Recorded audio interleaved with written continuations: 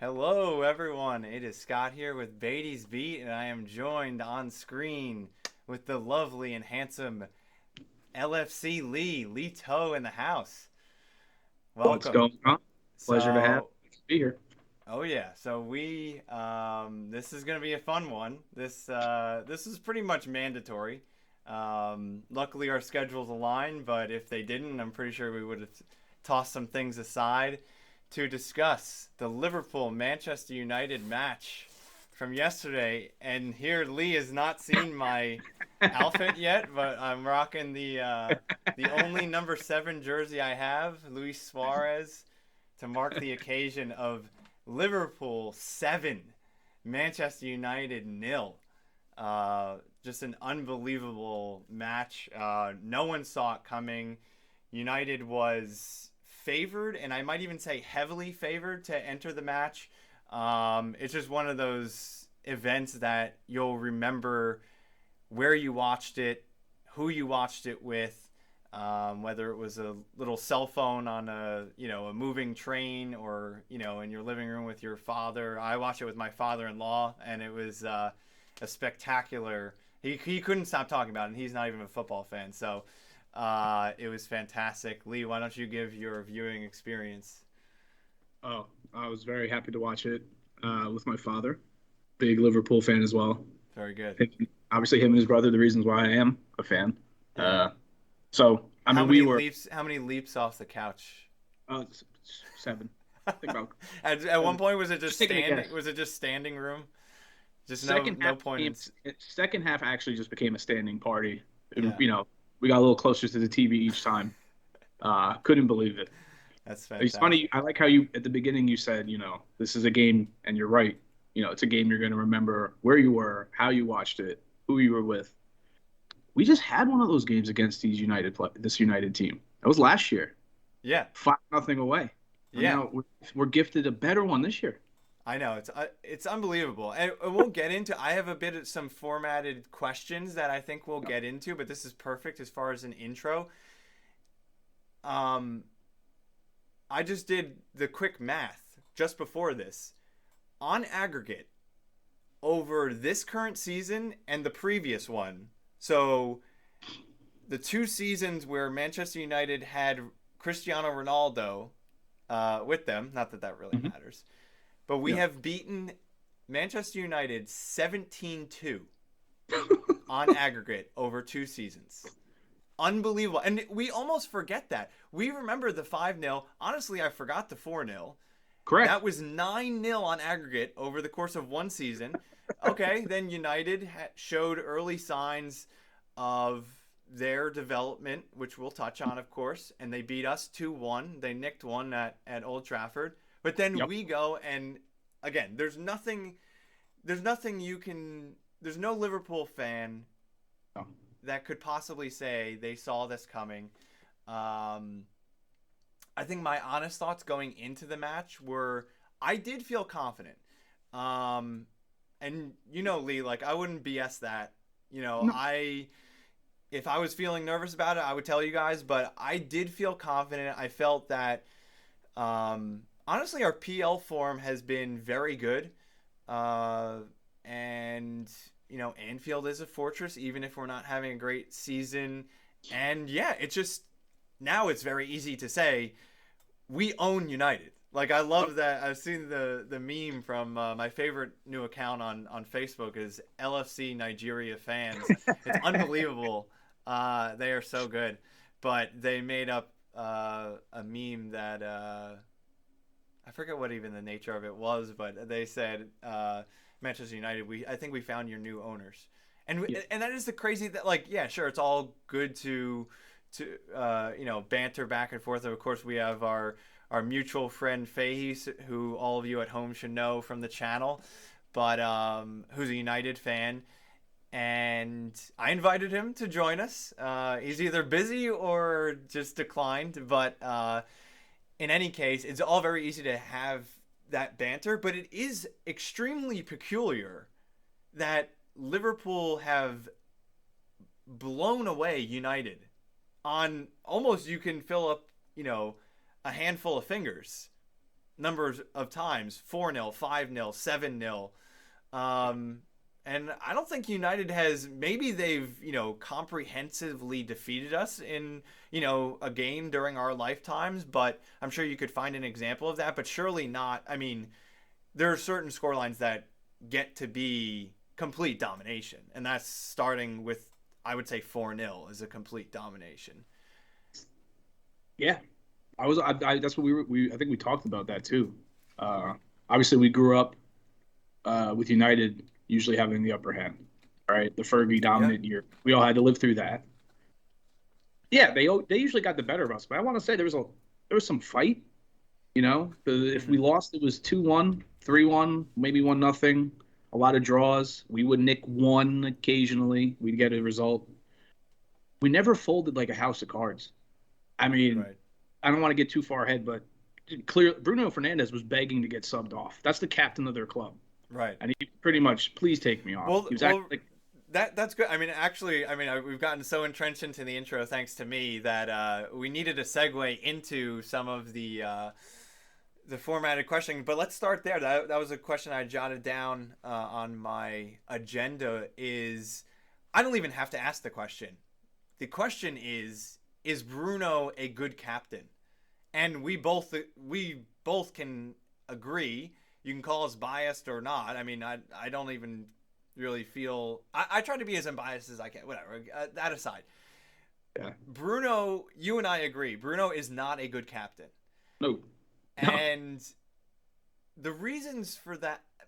Now, I am curious what United fans think of that, and I almost have to wait a month to like kind of re-ask that question or tell a United fan. I'm really curious if you can somehow Men in Black wipe your memory that Sunday ever happened. Then are you happy with Bruno as a captain? And surely United fans are also, thrilled with the development that United has made this season, which has been pretty fantastic. And we'll get into some of that as well. But so yeah, I mean, he's been the captain, but to me, the reason that and I hate Bruno, and we can all hate Bruno because he is such a bastard. Pardon the yeah, language. yeah, But he's a master of the dark arts. He does all these terrible, he's whinging when he's winning, when he's losing, he's diving. Um, he's pushing referees. yeah. That was brutal. I could not believe. I have never seen that. And that what it No, was not. Sometimes players put a hand on the ref's shoulder, and they shouldn't do that. But yeah. okay, you can get away with that. He shoved a linesman, and did not get a card for it. I think that's just a ref not wanting to pile on when it was already 6-0 or whatever. But that's inexcusable. That's awful behavior. But anyway, let me really try and put it to a concise point. The reason Bruno is not a good captain is yesterday. It's you need a captain to be a good leader for your club, not on the days where you're succeeding, you're winning.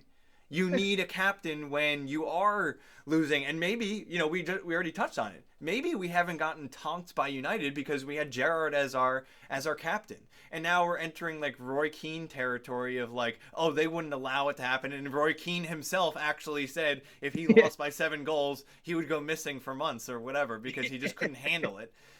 yeah, LOL. But yeah. I think there is something to that. There's such thing as character, and um, yeah, I mean Bruno's just he was whining all game, and he's a poor loser. And I think that that's really what makes him a poor captain. I don't see anything about him that makes a good captain. There's not one quality about him that I want in my captain. Right. Period. Yeah, And I think yeah, show. he has and maybe I'm lumping them into one basket because they're both Portuguese, but Ronaldo acts the same way. Now, I could give Ronaldo, I mean, he's, it's Messi, Ronaldo, whatever. So he is such a legend that yes, I understand giving him the captaincy. Bruno being captain doesn't make any sense to me. That just screams so much to me as like, oh, just giving your best player the captain's armband just because you're like afraid not to. Like Hmm. Henri, I don't think was a good captain, but he ended up being captain at Arsenal just because he was their best player and was there for long. Like Salah's like never really going to be a captain. He doesn't. I don't think he has a desire to, but the point is like he doesn't really display leadership qualities. He can be at Liverpool for however many years or 13 years. He's you don't just have to give. You're not gonna. You have to gain something by giving your captain's armband to the right person. Yeah. No. So I wonder if any of that will change moving forward.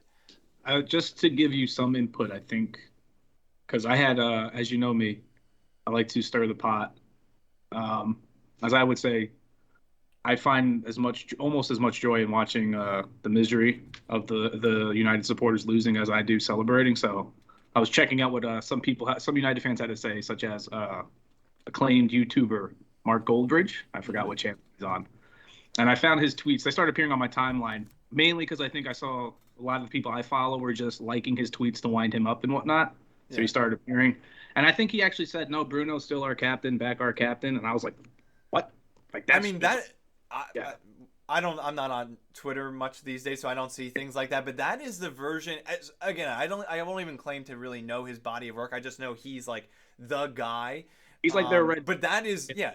I was Yeah, just that was going to be my point. Is regardless of whatever his persona, if he's like this all the time or not, that is the equivalent of what the Red Men would say, which is, very Klopp yeah, loyalist and whatever. And so you're just saying something to be like loyal to your play. Like I'm really curious, does he actually mean that, or is he just saying it because a certain part of the fan base has to say like, okay, calm down, don't fire Ten Hag and stuff like yeah. that. I mean, no one's saying that because Ten Hag clearly has done such a great job. But yeah, I really wonder if that'll change because Ten Hag was very critical after the match, and I can appreciate, even though it's in my blood to hate United, and I really do. Stepping away for a second, you and me can both sort of secretly admit to having a mutual respect for United in the way that we don't have respect for City and Chelsea. Sure.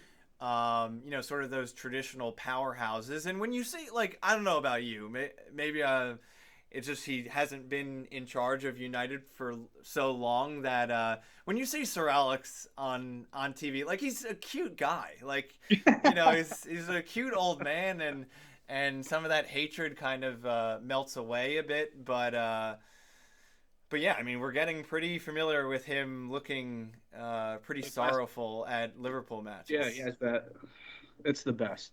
Yeah. I'm telling you, And there's and nothing. the Kenny and Sir Alex panning, the cameramen know what they're doing. Fantastic work. Yeah, Fantastic. really great.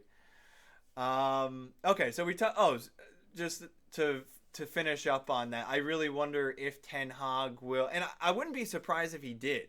And honestly, I think he should do something to send a message to um, shake things up. Um, we'll get to Antony in just a second.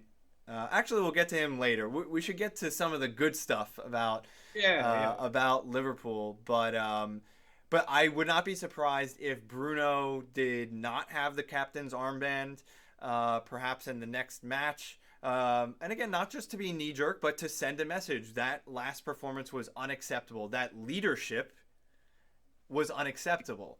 Harry Maguire is club captain. Now, I don't think Ten Hag thinks he's good enough to make it on the field. Obviously, he hasn't played much this season. And honestly, I thought he was going to go away on loan in January. So I don't. I'm not predicting a Harry Maguire start, but I think there's other players in that United team that you could give the arm. I mean, even just De Gea, just by default, Yeah. maybe. I mean, Yeah. some people would probably say Casemiro because he has so much experience. I was Obviously, gonna say yeah. if Casemiro spoke English, I would have made him captain right away. Okay, I don't. I think it's just a language problem. okay, Not that I'm a gotcha, Casemiro expert, but yeah. gotcha. Yeah, interesting. Yeah, so we'll see. We'll see what happens there. What kind of shakeup happens? I'm not even sure what their next match is. I know Liverpool's next match is against Bournemouth, and I can't wait to start watching. Lee, prior to us hitting record, has said he's just been reveling in this. He's still on cloud nine. He's still buzzing about all this. In fact, that was his actual text to me Yeah. at around 10 a.m. Today. It was, are you still feeling this? Yeah. Uh, um, so Well, we're still we feeling the haven't had effects. this feeling. I think this is the first time I've had this feeling this season, where I'm like, I feel Yeah, like this. and I'm, Klopp said that in the post match, the standing post match.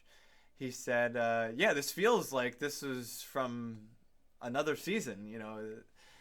Mhm. Uh, but okay, so let's get to the match.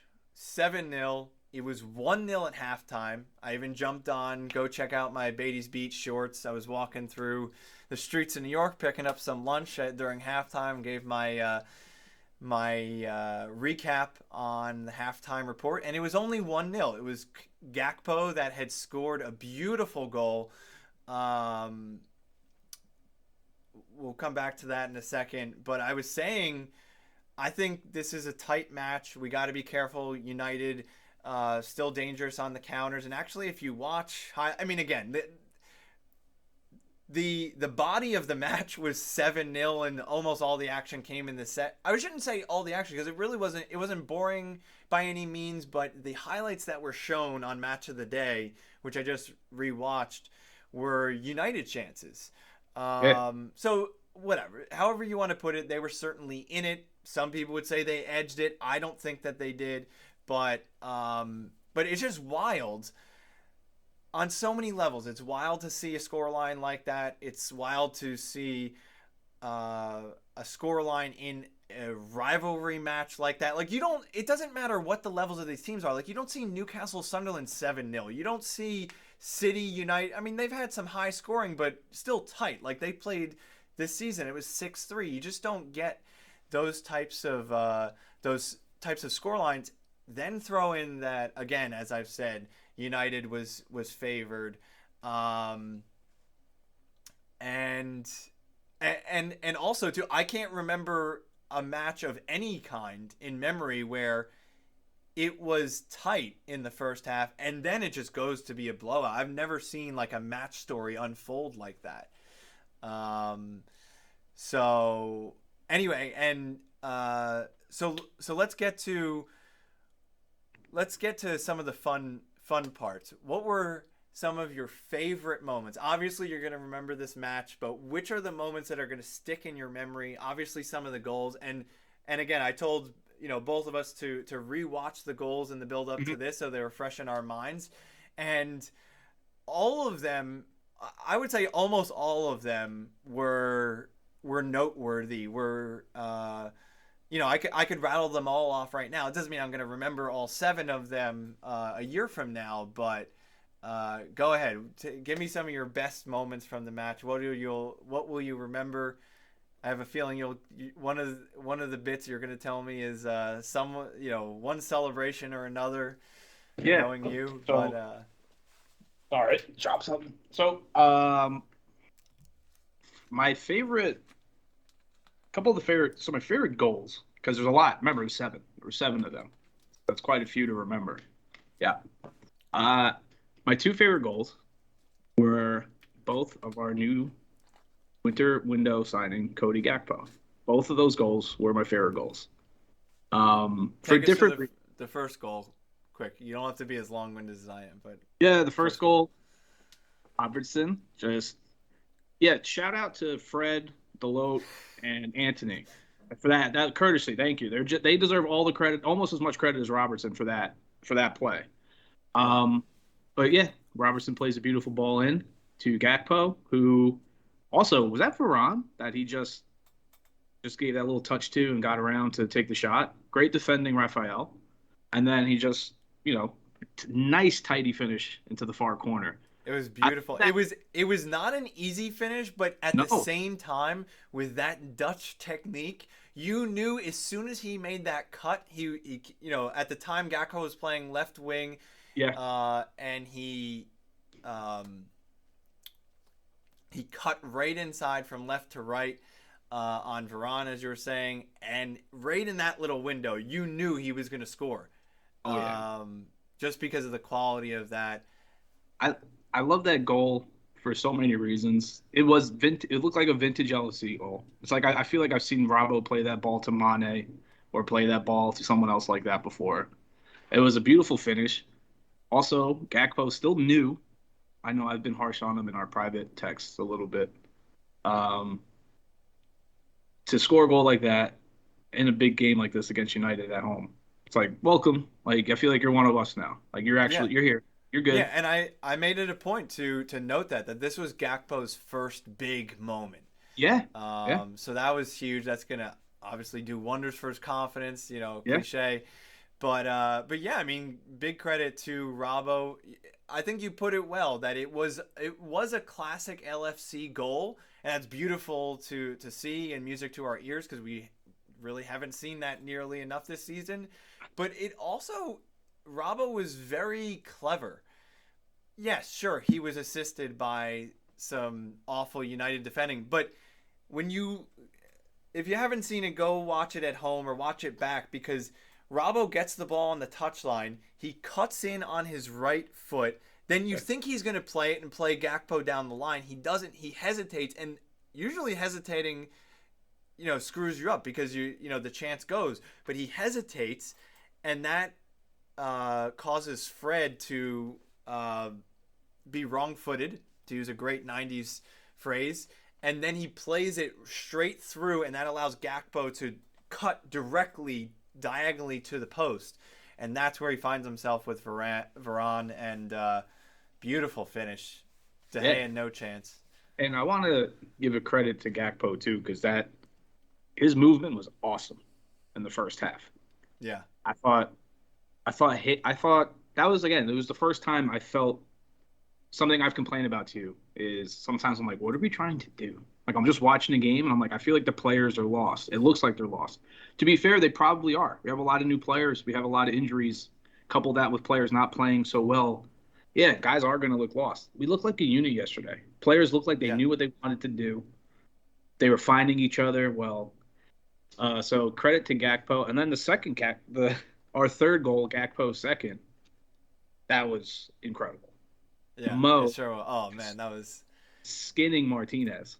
You know Uh, the butcher of Manchester. Yeah, he butchered that. Yeah, he oh, really did.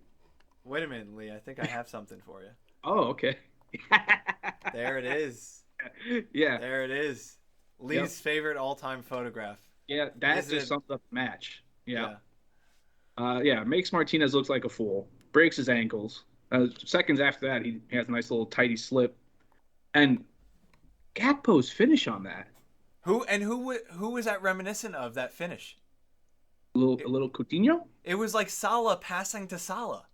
It To did. It me, did. that's such a you're not wrong. You know, Coutinho did have those That reminded beautiful me of little the Coutinho scoops. goal a little Yeah, bit too. in the Europa But, League. Yeah, when yeah, we played but United. that was like a solid finish too. And then even Gakpo, that celebration was awesome too. Gakpo doing his little like salute in front of the cop. Yep. A little bit of that Mo, like, yeah, that's what I do. Like, he wasn't smiling, he was just like staring. Like, I'm Yeah. like, oh, he's loving it. He's in. And then I remember seeing Darwin run over and getting mobbed, like actually hugging copites. And then I think Harvey did the same. So it was just, it was like euphoric. It was Yeah. just explosion. Yeah. Two things that I let slip by is just briefly rewinding to the first goal on Match of the Day. They had it was Match of the Day too because it was a Sunday match. They had Troy Deeney and Micah Richards, and I believe it was Troy Deeney who compared the first Gakpo movement and finish to Henri, and obviously that's high praise. And I have never, you know, really put that to. I mean, again, it's almost silly to compare anyone to Henri because he's just so. I mean, one of my favorite players ever in the Premier League, with just how he made it look men against boys. But that really does. That's not just out of thin air, he just picked someone. I mean, it is very Henry-esque with that precise cut and the finish, Yeah. and he has that lanky build. Yeah. It excites you. I mean, we'll get to what's to come for Liverpool. What direction does this put us in or not in? And certainly, I was already very excited about Gakpo, but I think that just puts a little extra chocolate sauce on top to the excitement around Gakpo because again, I've never made that connection. I'm not about to say I'm fully on board with it, but I do see the similarities there, and that just makes it all the more exciting. Yeah, I But love. we'll return to but yeah, I mean that third goal, I've got to talk about that one as well. The one you just described, Gakpo with the scoop. It was out of a textbook. It was unbelievable. You couldn't. If you asked me how could that third goal be improved, I would tell you it can't be. It's a No. work of art. Salah just doing Salah things, and yeah, I have no nice things to say about Martinez. I hate players like that. I feel like this is becoming United's identity, maybe with the exception of Rashford, who I think is like a nice person. Yeah, he I seems like think they're kind of becoming that, as Fahey would say, got that dog in him. And I don't really appreciate those qualities. I yeah. think you can be a nice person and a great footballer, as Salah has shown, and Mane. But anyway, unbelievable third goal.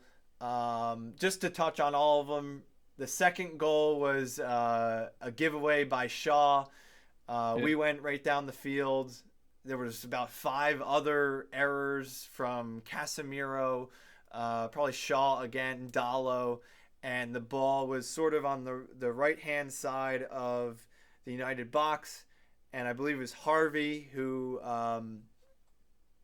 he got I think 2 cracks at it, and with it popped, a deflection popped to him a second time, and he played it in to Darwin, who gets his first of 2 headed goals in the game, which was obviously great to see.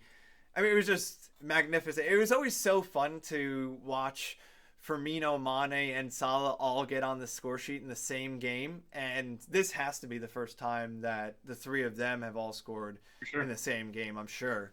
Especially given Gakpo's kind of slow start.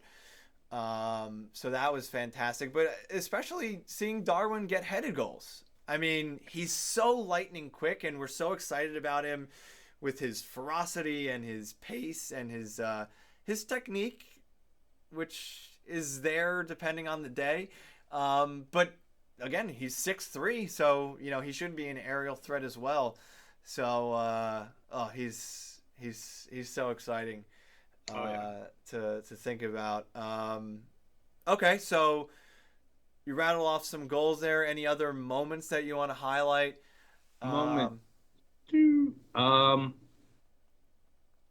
Yeah. So Bruno having his meltdowns brought me great joy. He had a couple of them. I was it, and who was the other United player? Oh, I think when Luke Shaw tried to kick out at Darwin, yeah. completely shows two things I want to say about that. One, completely shows they have zero professionalism. As much as Lissandro and Bruno, I think they're like paper dogs because when the going got tough, they just folded, Uh-huh. absolutely folded. So it's a Origami nice dog. origami dogs. That was great. Origami dogs. Shaw, same thing. The second thing I want to talk about that though was how quickly Mo ran over and just like kind of hovered over Darwin. Like, no, I Yeah, know what you yeah. want to do. I know what potentially can happen. We're not doing that. Right, right. So Yeah, that's great. showed proud, a little bit of Papa Mo, the old man up top, having to rein in the young gun, especially Mm-hmm. Darwin. I was told you I was anticipating a Darwin perhaps incident, but I'm glad. Yeah. Other moments. Just to tack on to your, really not kicking him while I'm down, but really, Oh, I'll kick. uh, yeah, I know you will. Um, no, but just celebrating in the misery. Think of also the moments that United could have had. Allison could have given them a penalty at Yeah. 3-0. I don't think that was a penalty. No. Uh, it was a dive, but whatever. I don't even want to use stupid cliches. Then Rashford hits the post after he round. That was hilarious. That was at 5-0. He rounds Allison, and you think he's gonna slip it in the empty net. Angle is dwindling, but Rashford's been having a phenomenal season.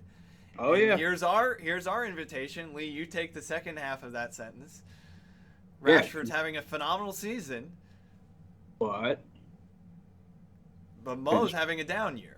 yeah, it's down. And you here. look at the Exactly. stats, and Rashford's got him like by 2 goals or something. 2 goals. Yeah. 2 goals. So everyone sleeps on Mo, but as you said during the match, and for good reason. You're not just saying it just because poor Mo. He gets fouled so relentlessly, and it doesn't get called.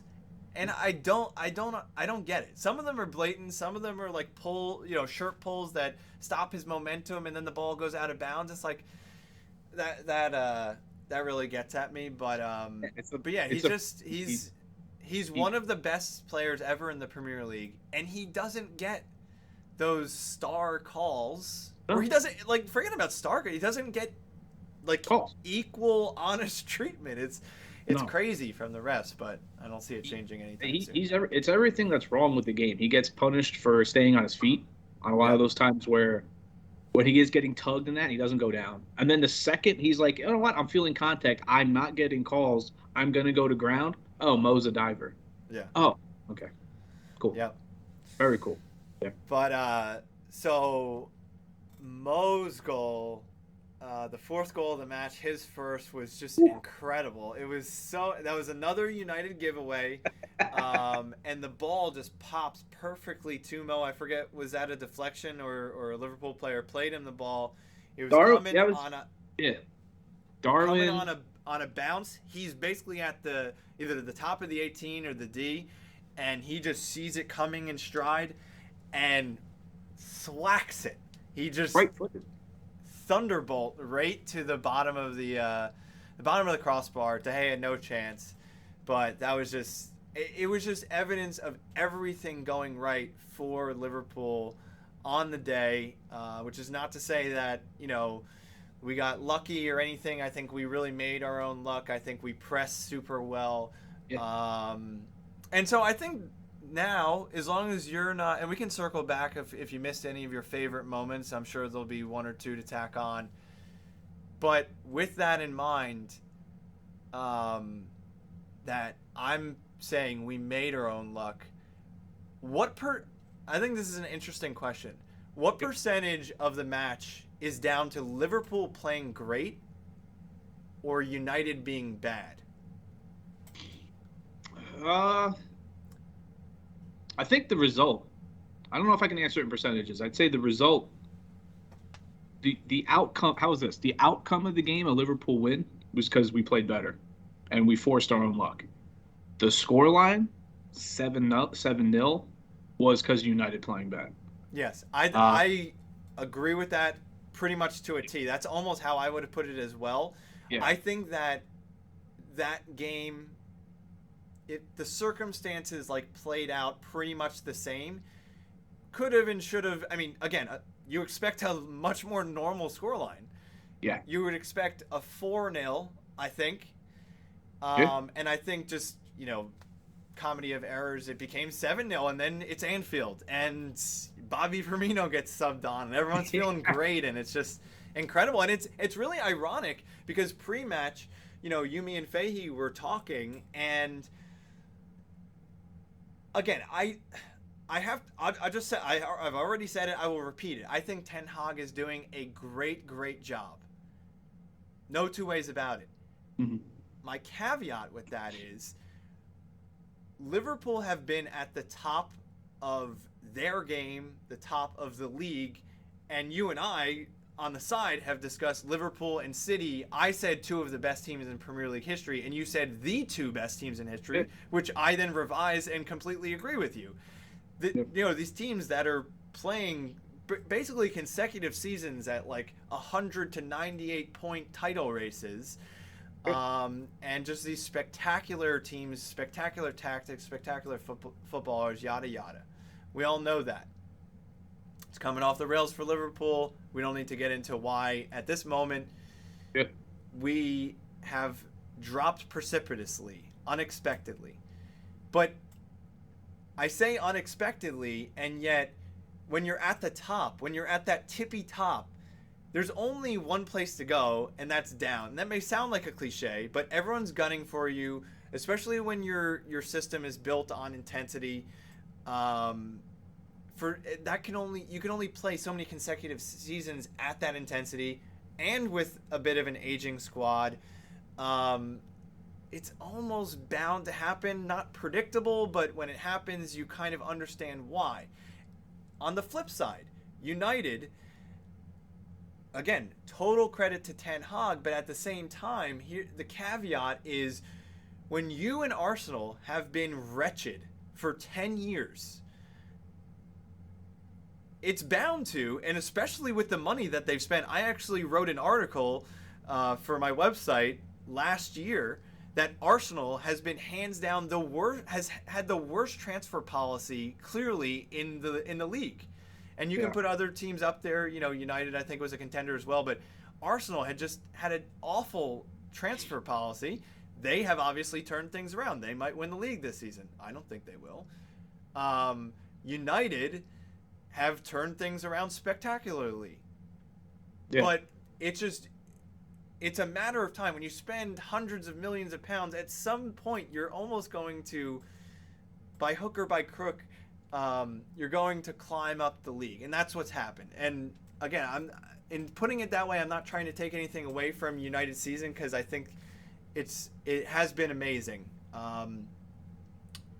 But that was all said before the match.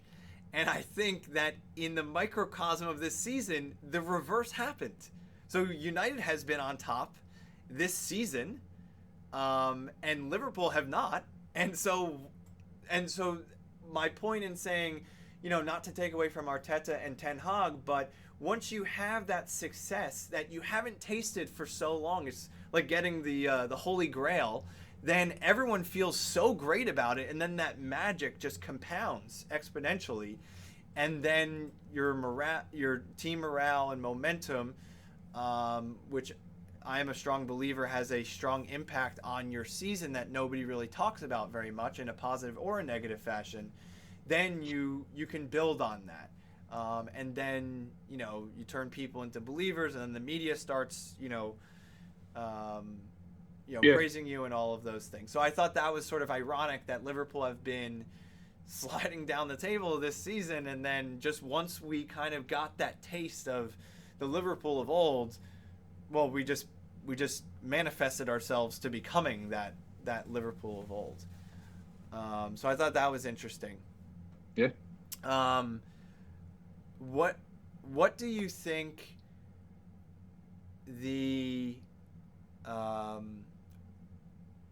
what do you think that this says? Well, actually, let's just focus on Liverpool for a second.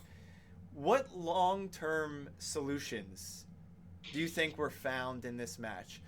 / what problems have been undone? And that might sound like the same thing, but what I mean by each of those is, okay, we had a terrible need for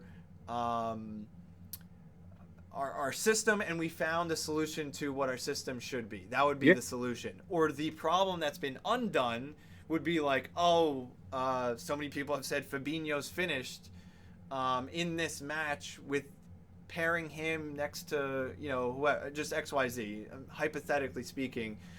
What problem do you think was there that has now sort of been nullified? A couple observations. Couple things. So the big talking point, rightfully so, has been the midfield's terrible, or midfield performance has been terrible. Some have said we need a whole new midfield. We need an overhaul. I think yesterday proved Harvey could be a main man. He can be a player in a good team. I think the secret is playing him with two more defensively responsible midfielders. I don't think playing him with a Thiago or anyone for that matter, you're kind of asking maybe for some trouble.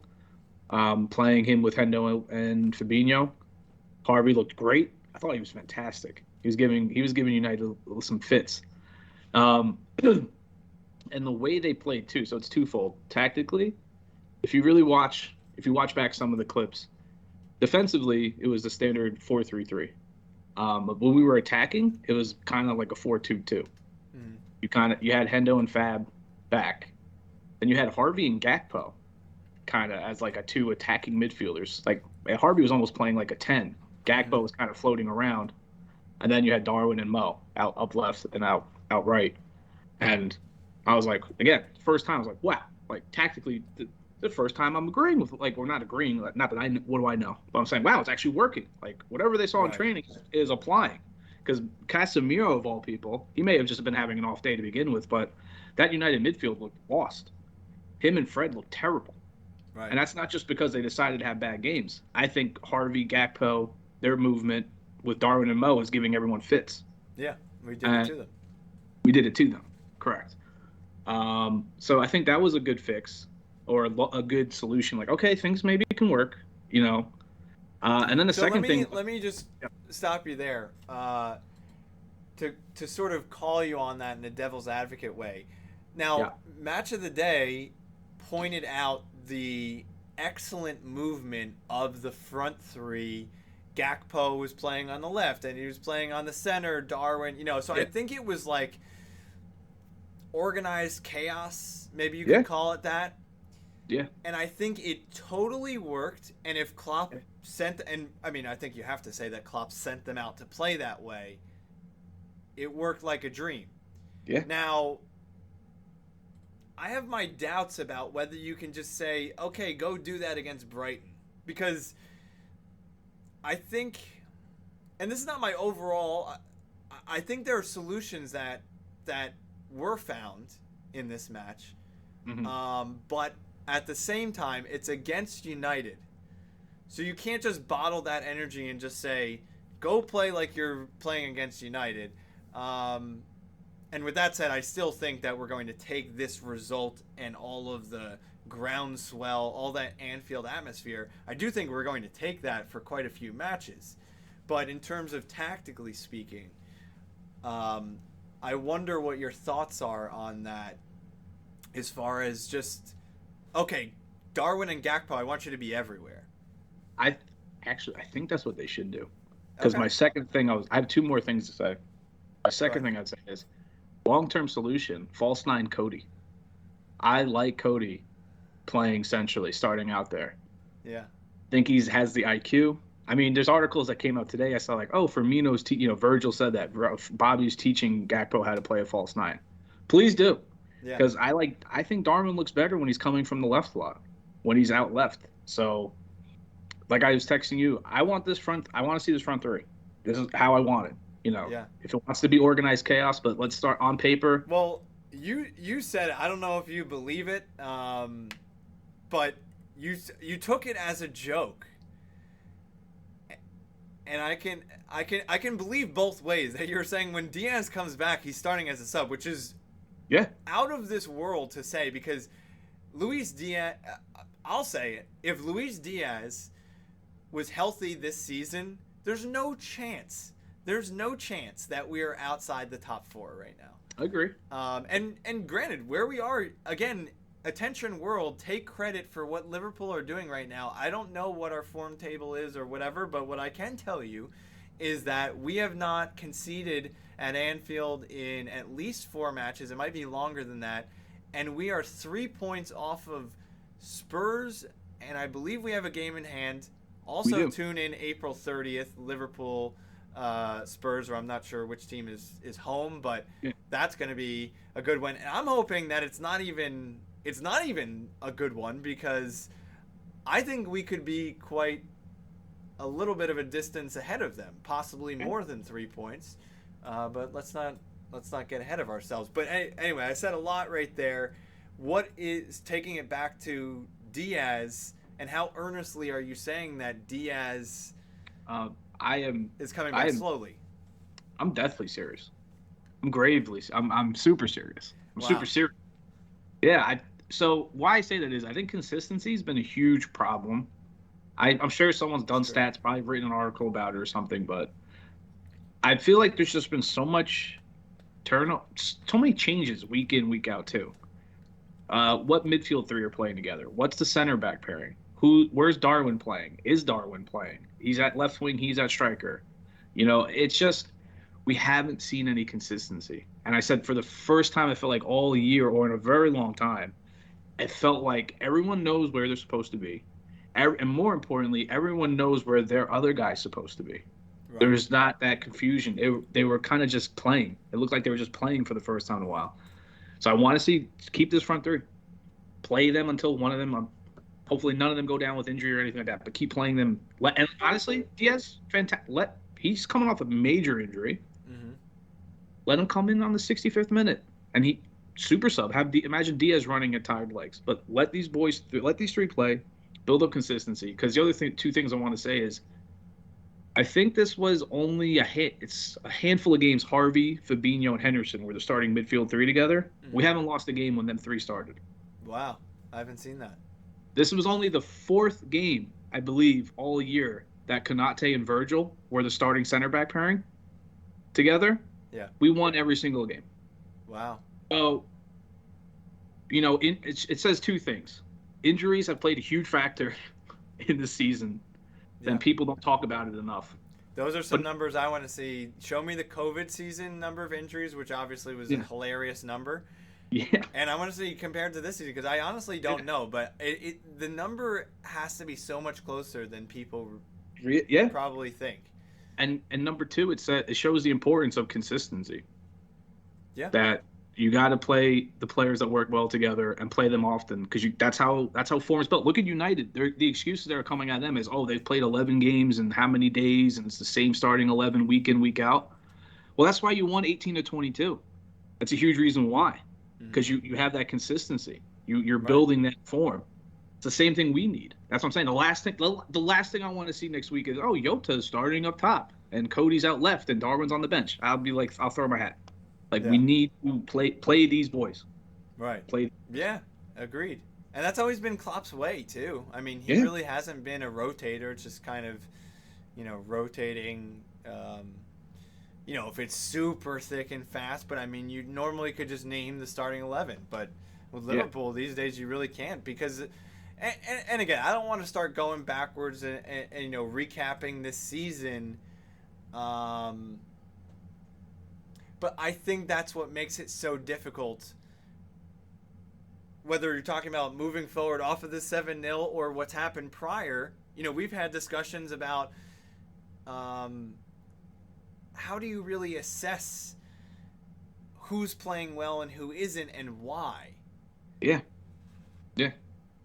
Player X, is he aging? Is he washed? Is he's not ready yet? He's not playing in the right position. Well, you're changing so many things, and you're changing that purpose and that instruction to that player with the things around him changing as well. So that makes it super complicated.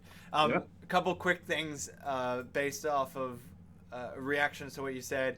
I still want to see Diaz as soon as I can. I don't know how you do that. Maybe you play a little 4-2-3-1. Let's see it. He's not ready for Bournemouth, but say we're playing Bournemouth 4-2-3-1. We're gonna kill Bournemouth. Come on. Give me 4-2-3-1. Put Gakpo in the hole maybe, and Darwin up front. Diaz is just, every single time I talk about Diaz, the word electric is used. He's so incredible. I can't wait to see him back. The hilarious thing, even before you said Jota, is I made him my man of the match against Wolves. I thought his pressing was great. He was showing so many of, again, the way that people talk about Bajcetic is he was showing and demonstrating all of these things that Liverpool, the struggling team, has not been doing correctly, which is energy, attacking, intent, pressing. And then he doesn't play at all, or I guess he did get subbed on, but again, it's like he was our man of the match, according to me, and then we don't need him, So that's just a crazy thing how football can change like that. Let's see. All right, I think we're kind of touching on. I have at least two more questions. Sure. Can you give a man of the match? I personally cannot, because I think everything just came together so great that I honestly just don't know who I could pick that was an outstanding player. I think the team was outstanding. So go ahead, Lee. I think you mentioned that you do have one. Yeah. Um, I'm gonna give it to Gakpo. Okay. I, too. I think his play as our false nine slash maybe the main man of chaos up the middle up for the front three. Again, I could see it. Casemiro, Fred, they were lost, and I think him and Harvey actually. Again, it's a unit. Everyone doing their thing is what caused it, but Harvey and Gakpo were giving fits, and again, those two finishes, particularly the second, but both were great. I mean, they were world class finishes. Yeah, Those they those were, certainly were. and I'm so happy. Again, every the cop out answer, no pun intended, cop out. The cop out answer is to say Klopp's man of the match, or all 11 boys are man of the match because everyone did their job. They were set up perfectly. Everyone knew it. Again, everyone finally knew what they needed to do. But if I had to pick one, I'd give it to Gakpo. Yeah, I think that's fair. And I guess I can ask you, is that because he was the best player on the pitch, or was it because his impact in the right moment? Like Yeah. he without that goal before halftime, Mm-hmm.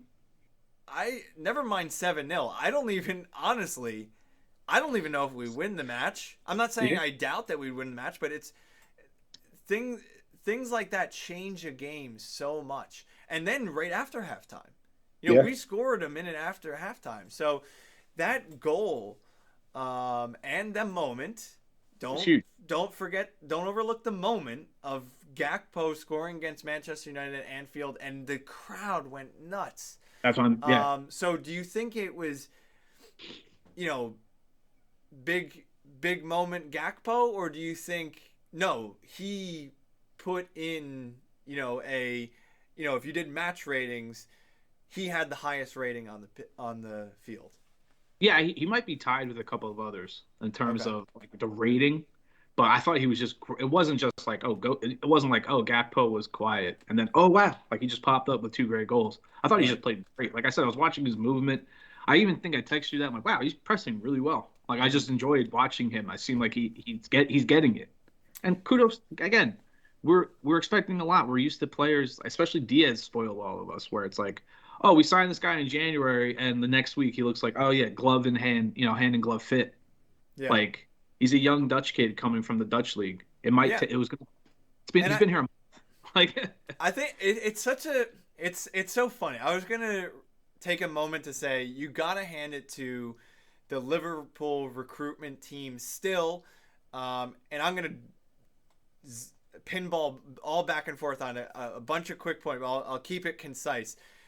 Um, as you said, Diaz, a fantastically talented player. He came in. You sign a player coming into that team, and prior to him, I think it was just Jota that was like signed for the front three, and prior to that, it was impenetrable. yeah, Um, barring Origi subbing on or whatever, it was impenetrable. So you brought Diaz on, and now I just spoke about how much we miss him, and he's a pressing machine. Like that is crazy. Gakpo is willing to press. Darwin's willing to press.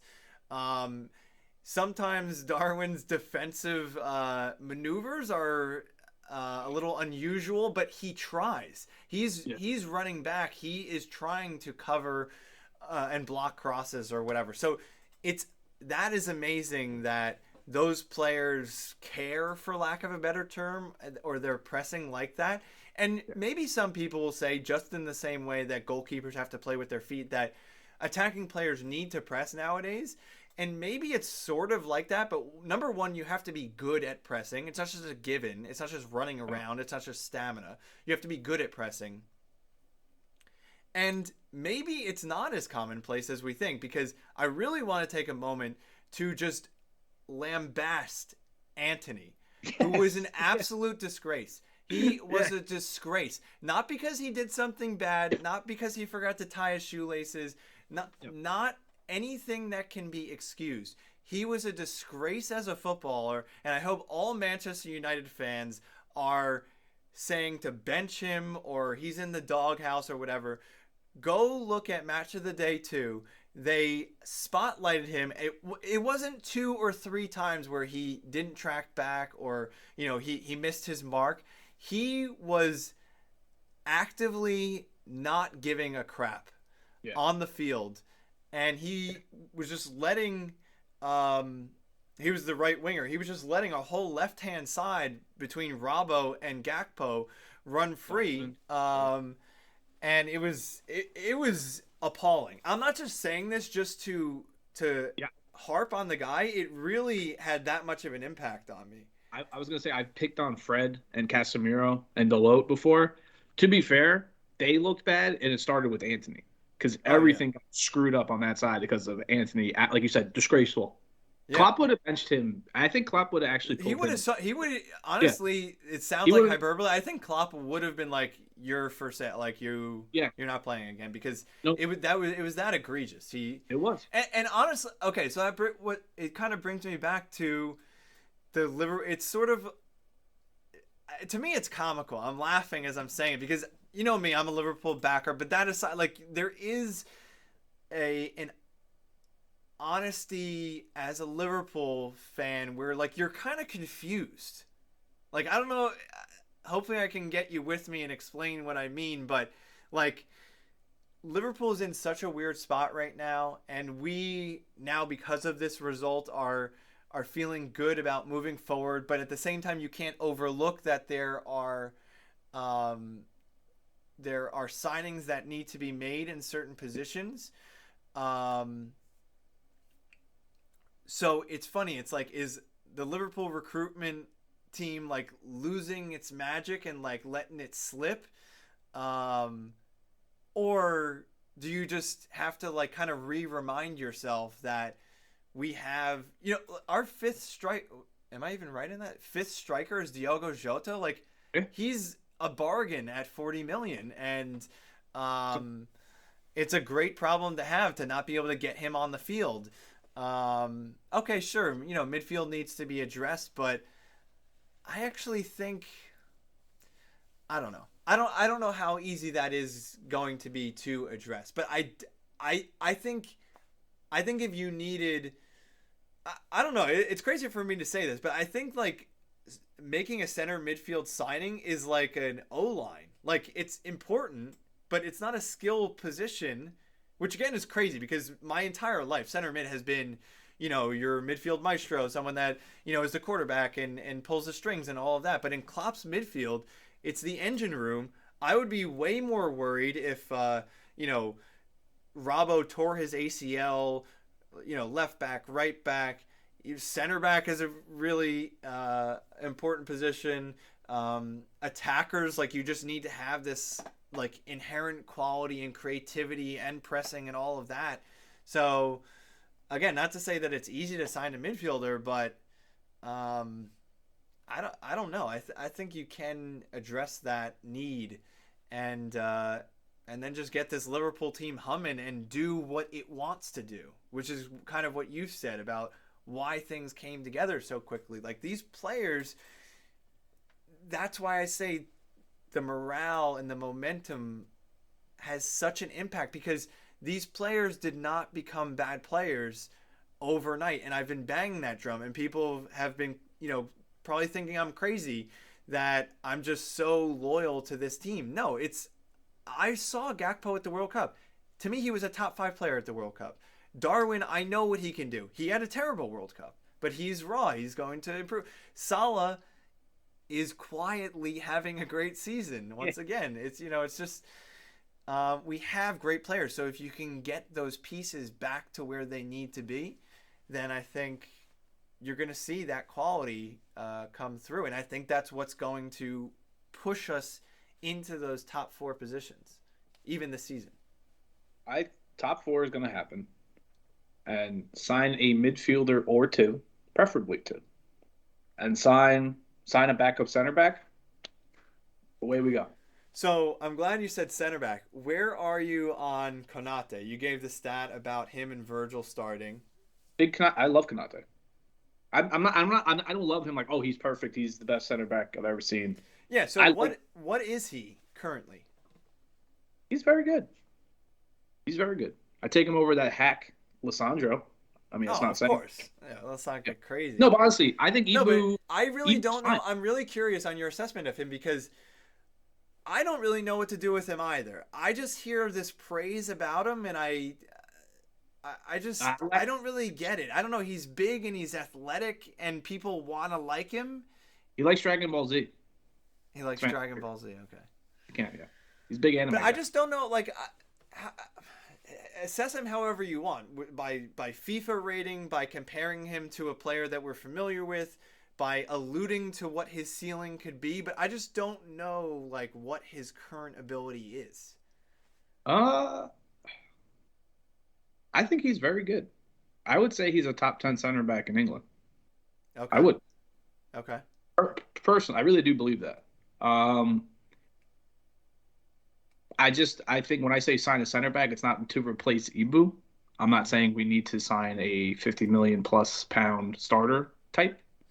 Unfortunately, I feel like that's the price for like anything worthwhile these days. But besides the point, I think we just need backup because I'm gonna say it. I think Matip's best days are behind him. To say that. That's one I will concede. Yeah. I think they are. And also, Joe Gomez is hard. He just does not know how to play a game. He's awful. Can't even talk about him. Exactly. He has to be gone. No, gone. So we need a backup center. But to this whole thing of like you kind of tying in what you said before, like long-term solutions. What can you take away? Not just from this game, but even if we won 2-0, we tied, whatever. This season, obviously, attack set. We have 5 awesome players for 3 positions. That's done. We don't need to worry about that. Yeah. Midfield, yeah. Needs a little help. Probably need a guy. I'd say at least a guy. Sure. It's not as bad as I'm gonna hypocrite, and Sky's gonna look. You're gonna look at me like I have 3 heads. Like I'm gonna show everyone on this video the text. I've said we need 3 starters. Essentially, I said that at points. I had a frustration. Ideally, we would get 2 players there, and get a center back. Whatever. Let's not turn this into like Liverpool's summer transfer window. No. You're going to have Naby and Ox leave, so just by subtraction, you're going to inherently bring some people in. And Klopp, listen, you've been frustrated with Klopp sort of like doing like the calm down thing and whatever, but he has said that a rebuild is necessary. So like, I don't think I'm glad you said that. Anything's going to get lost in the shuffle here. I'm glad you said that. I think we all, again, we were on the cusp of a quadruple last year. So, and then on paper, we didn't do much this summer. We did lose a legend. Wait, hang on. Let's just sprinkle in here as it relates to the 7-0 victory, because we're not getting sidetracked. Let's just say as it relates to the 7-0. As it relates to the 7-0. We don't get sidetracked. We never do that. It seems like this season has been it's been a rebuild. We didn't know this because we came off a season that was quadruple. But I think Klopp knew this. Like, yeah, we're probably not going to finish top 2. Like, I bet you he internally thought that. We just didn't buy that because why would we? Because we've been boss for 5 years on the bounce now. What's the wildest thing is anyone even talking about that this is our first season without Mane? Yeah, it's huge. He's a legend. He's a top 5 player I've ever seen play in my lifetime. I'm in my very early 30s, everyone out there on YouTube, by the way. But seriously, yeah. And most people, I shouldn't say, a lot of Liverpool fans would say that Mane was our best player last season. I would still say it was Mo, but yeah, you would. Yeah. Yeah. That kid in the famous video, you know, I'm serious. That guy, that kid. Yeah. You know, if my aunt had, you know, that kid, that's my spirit animal. I've been saying that. I've said Mane's the best. When peak Mane was the best. He was the man. Anyway, but it's a quiet rebuild, and I think the 7-0 proved that the rebuild, the front 3, like two of those are kids. They're 23 or younger, right? How old's Cody? I don't know. I know Cody's Darwin's like 23. By the way, Harvey is still 19. That's what I'm saying. We had and He turns Konate's 20 in a month, but and what's Konate? 23 as well. I think he might be 24. All right, Regardless, so yeah, go ahead. we're having four players, two of which one's brand spanking new, 2 months old, not even 2 months old. Yeah, One guy's been here since August. We have a 19-year-old and another 24-year-old center back, which at that position he might as well be 19 because that's right. super young for a center back. Four of them playing, and we just routed our rivals. So if future's bright, future's bright. Present wasn't hasn't been so great. Present yesterday was fantastic. I think it's a sign that we're good. Calm, Yeah, calm down. calm down. Calm Calm We got it. We We're gonna got be fine. this. We're gonna be Yeah. fine. That's how it relates to the 7-0. We're in the middle of this is the transition period because this summer, and I'm not jumping ahead. This isn't the Beaties Beat summer transfer preview. We're gonna get Jude Bellingham. He's coming. He liked Trent's post with the 7-0 I love score. that. Now, Lee, do you think that it could be possible that he's just happy that No, Trent and his team had a good day at the office? we're No. not doing logical, rational thinking. That is gone. I'm not allowing that. We are going to. We are saying that is a definite sign. Okay, That is so who's your? I'll allow you this one piece, and then we'll get off the yeah, yeah. Liverpool building for next season. You signed Bellingham. Yep. You got Harvey in there, who you just said you want to play with two defensive mids, but I guess Yeah. Jude Bellingham, you take him and then you deploy him however you want to. Yeah. And then Jude, who are you playing with him? you Is Fab- rotate one of Hendo or Fab. Good okay, luck. all right. I like them to do that thing we were doing last year, where one of them played 60 minutes and then the other played 30, and then that dude started, and then the And other what do one. you do with Bajcetic? Yo, Where are you on him? he plays as well. That's why I'm saying I don't think we need two dudes Where do anymore. you think his best position is? Because I think he's an 8. I think he's an 8 too. I think he's an 8 in the. I think he's an 8 in the way that Hendo is. Yeah, yeah. Without And they don't the really play similar yeah, at all, but when Hendo plays in the 6, it's kind of just like filling in. I'm going back to like 2019 or whatever. yeah. Hendo would only play if Fab was injured or whatever. But Mm. so anyway, whatever. But there you go. You've got some options there. You still need some depth, and I don't know. You're probably not going to come around on Cujo, but I'm still holding my stock in Curtis. I think I sold my stock. I think you might want to reinvest Yeah, because the stock is low, and I think that he loves the club, and I feel like this is like a role reversal. Like 2013, Scotty wouldn't be saying these things. You would be saying, you'd be like, "Come on, he loves it. He's gonna play for the shirt. He's gonna run till his shin guards fly out or whatever." But I still think that Cujo can play a big part in the Liverpool squad. If he's your starter, I think you're in trouble. And who knows what's going on with Carvalho? Anyway, we can. yeah. Oh, I forgot about him. Yeah, Carvalho, who has his sights on winning a few Ballon d'Ors. yeah. No, but I'm serious. I think he's a very good player too. Who knows? I mean, I've been on the Harvey train ever since you invited me to hop on board, and yet he had just absences last season. Whatever. They're young kids. Klopp's probably teaching them a lesson, and I'm sure they'll come around. I have no concerns about that. All right, I think we did a great job sharing our feelings. We talked quite a bit about Liverpool and the 7-0. One last question that I don't think we fully address is, what does it say about both teams? We talked about Liverpool. If you want to sprinkle in a little bit more about Liverpool, fine. What do you think this says about United? Okay. Just to close on Liverpool, future's bright. Everything's okay. Those were the takeaways. Everything's okay. Future's bright. There's probably going to be a couple more bumps on the road between now and come May, but future's bright. You saw it yesterday in action. Now for United, yeah, again, mentality midgets. It folded like an absolute house of cards. Starting with Bruno, and it trickles down the whole squad. Even Casemiro, the zoom ins on their faces. Rashford, when it was like 5 or 6-0, shell shocked, absolutely shell shocked. No one wanted to be there. They all looked like they wanted to get off the pitch. Could again, quite literally, Fernandez was, I think, after the sixth goal, he almost refused to kick off. He had his hands on his hips away from the ball, looking at the touchline, staring at the egg on the sideline, saying, can I go? Can I go?" That like they Oh, don't just have in case you aren't following us on Twitter, who is the egg? seven heg, 10 heg. Excuse me. Yeah. So no, it's Seven so Hog. seven hog. Where I like the like dictionary translation Yes. between languages where Yeah. hog represents zero. 0. Yeah, 7-0. Seven Hog. No. So I think, but honestly, I think that's a throwaway game. If you're a United fan, I'll say two things. If you're trying to think rationally, it's a throwaway game. They fell apart. They collapsed.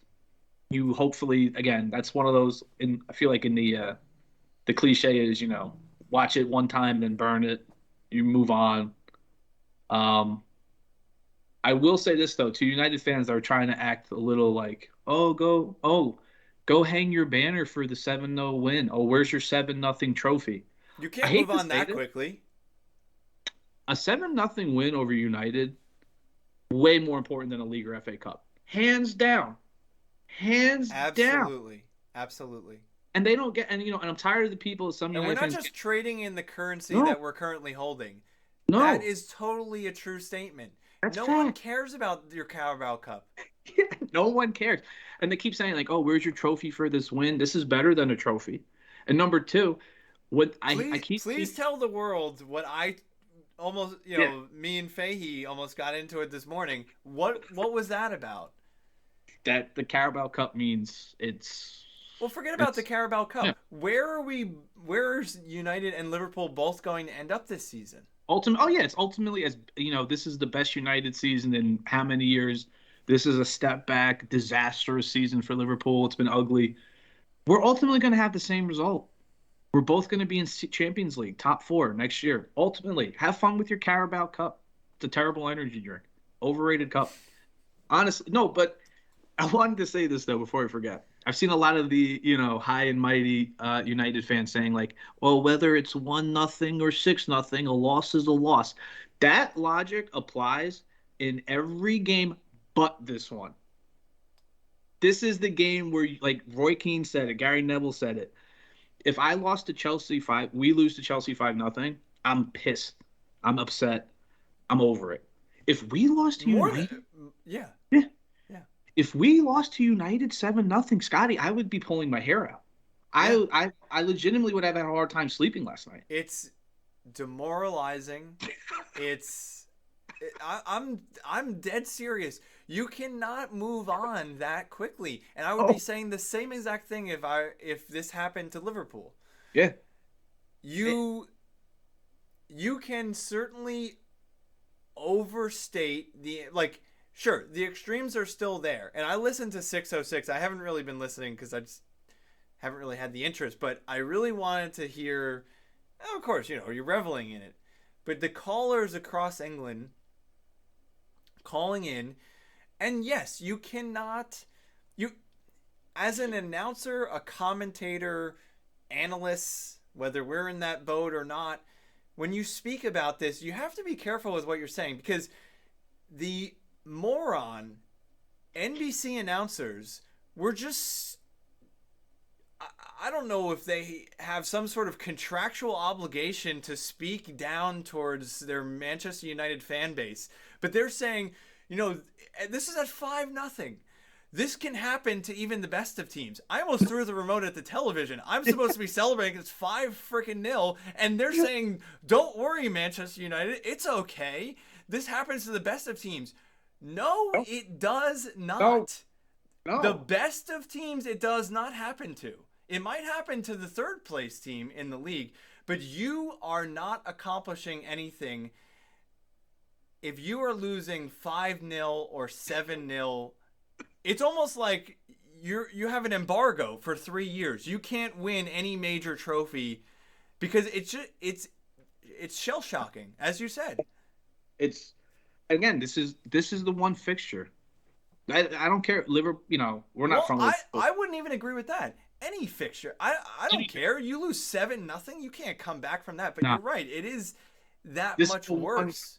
It's the worst. This is like again like the whole logic of and okay, technically, yeah. Whether you lose 1-0 or 3-0, it's points dropped at the end of the day. This is the one game where that doesn't matter. It does matter That's how you so lose. far from It is a true, right? representation of. I agree. But this particularly is the one game where it matters. That if you had any kind of pride, like if I'm a United fan, I'm worried. It get what we started off this with. It's 2 years in a row. You got absolutely pumped by your biggest all-time arch rival. You got pumped 17-2. 17-2. And I'm going to say this, and hopefully any Liverpool fans that if you're watching and you stuck around, thank you on behalf of Beatty's Beat. We are the bullies now. I grew up, we were always second best. We knew they were the boogeyman. We always put up a fight. I never gave them that respect, but ultimately I did. It's officially changed. It's officially changed.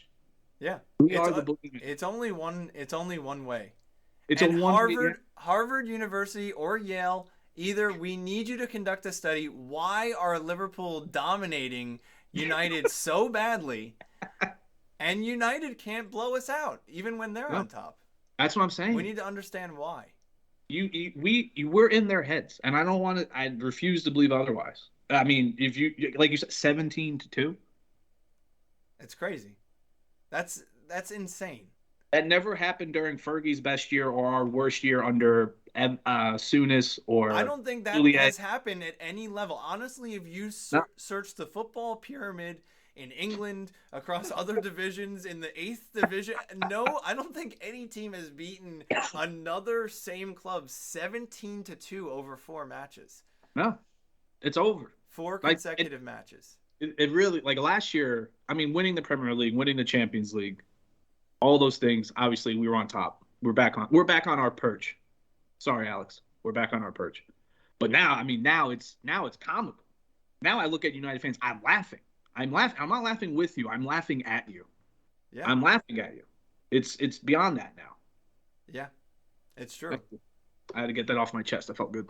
That was But a fantastic 5 minutes that we had just there. I think that's going to get clipped, and we can yeah, export that. That was a high energy level right there. yeah, I think just to step back and contextual, not to take any steam off of that argument, but I think to contextualize, you can still be rational and take a step back and say, on the face of things, United have had a better season than Liverpool. sure. When We did say that. it's all about context, and I am totally with, as a default in any sort of conversation, saying, what are you basing that on? And the basis is expectations. Now, sure, Liverpool have underperformed, United have overperformed. Yeah. But if it gets you into that same spot, and I feel like I'm making like a Fahey argument, I hope that he would, despite this being, Liverpool United, I still feel like that's kind of true to his persona in sort of being like a rings guy. Like, okay, where did it get you? And he said that to me several times over Klopp's era, like, Yeah. oh, but he's only got one Premier League title, whatever. But I do think football's about enjoyment. It Yes. should be. Both We of them, should, yeah. should remind ourselves of that. It's not that serious. Yeah. It's not a matter of life and death, period, despite what Shankly Yeah. says.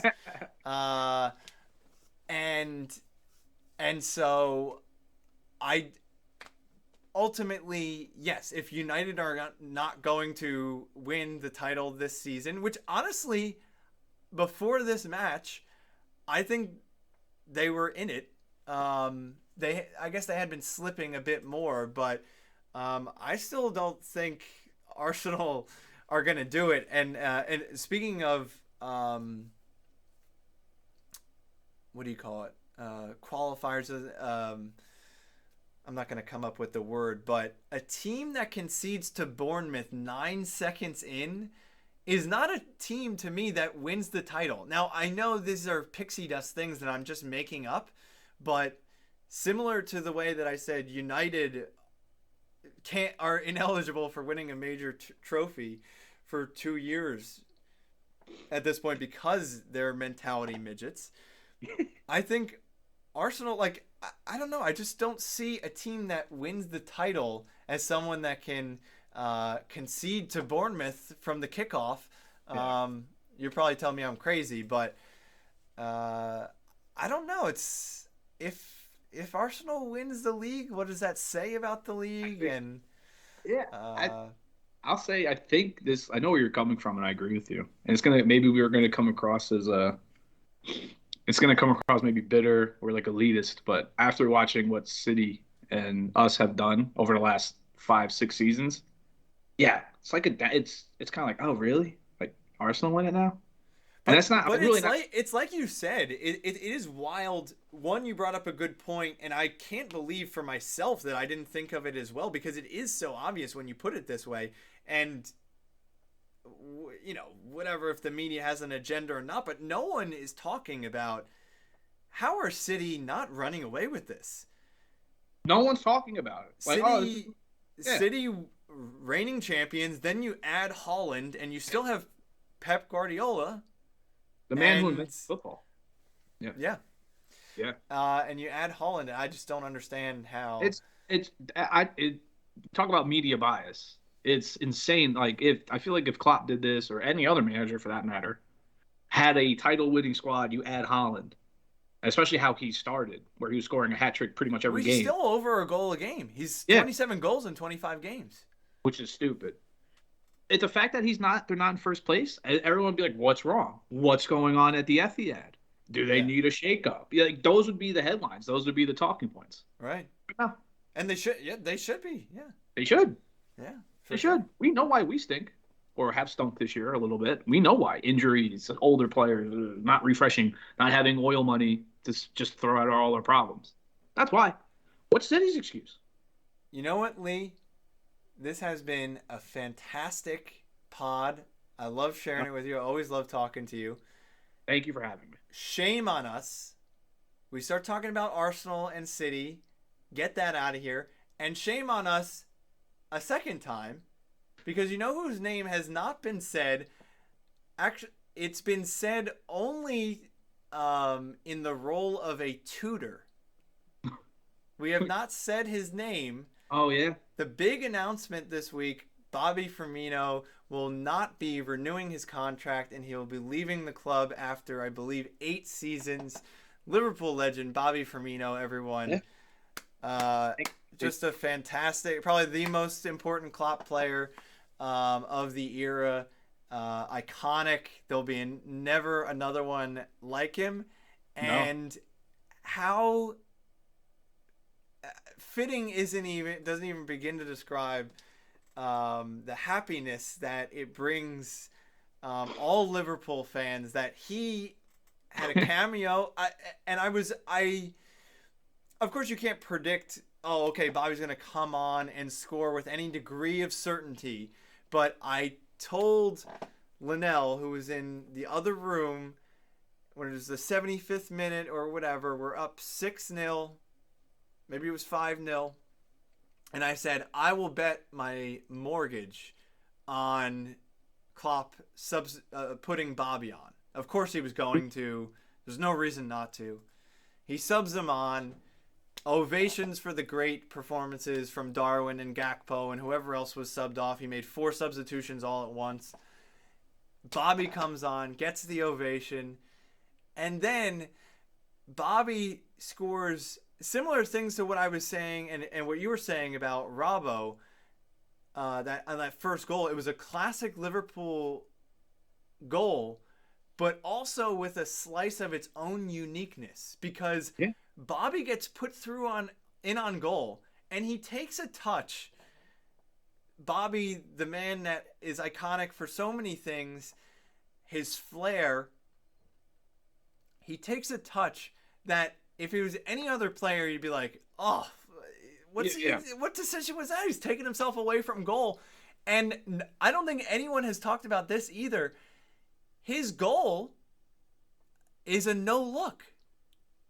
Technically. His goal is a no look, and I specifically watched it. I didn't even have the thought, but then I watched it on Match of the Day, and then for whatever reason, I'm like, wait a minute, I have to look at the replay on that.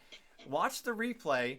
he takes the touch. It's not even, like the quintessential Bobby no look, but he takes the touch, making, away from the goal. Um, and it looks like the chance is passing him by, and he's got to wrap that right foot around the ball, beat De Gea, and yeah, he's making such eye contact with the ball that I thought it was so fitting, whether he meant it or not, that goal. Hopefully, it's not his last goal, but certainly his first since the announcement was a no look, and then he just, I mean, He you blew up. knew Yeah. how much that meant to him, and that was a phenomenal moment. Everyone's so happy for him. So that was an amazing moment as well. I think that's got to be at least in your top three unforgettable moments from this game. But yeah, the second Salah goal was sort of like a lucky ping pong sort of thing. Oh yeah, that was But aside from that, I mean, every goal that was scored was a great goal. Again, I love the symmetry of it. The two goal. I said it in my poem. That's kind of what inspired the poem, because the front three each had two goals. yep. Mo had two right-footed goals. Darwin two headers. Gakpo two unbelievably silky finishes, and Bobby. So it's leaving me with no further words, even though we just spoke for 90 minutes. You have your choice. You could either rewatch the entire match, or you could revel Yeah, in just have us the talk about glory speaking with us, or it. Yeah. listening to us. So Yeah. we appreciate everyone tuning in, and even if it's just to a clip that we export later, but we just had to come on and glorify this oh so glorious occasion, and we've had fun doing it. Lee, I turn it over to you for any final words, and then we'll wrap things up. Your local supermarket's having specials on 7-Up this week, everyone. Really, there's running Yeah, specials, because I heard running. those flying off the shelves. Yeah, flying off the shelves. Yeah, but no, enjoy. Thanks for hanging out with us and listening, and enjoy the week. Enjoy the week, everyone. It was a joy. Thank you, everyone, and we will catch you on the next one.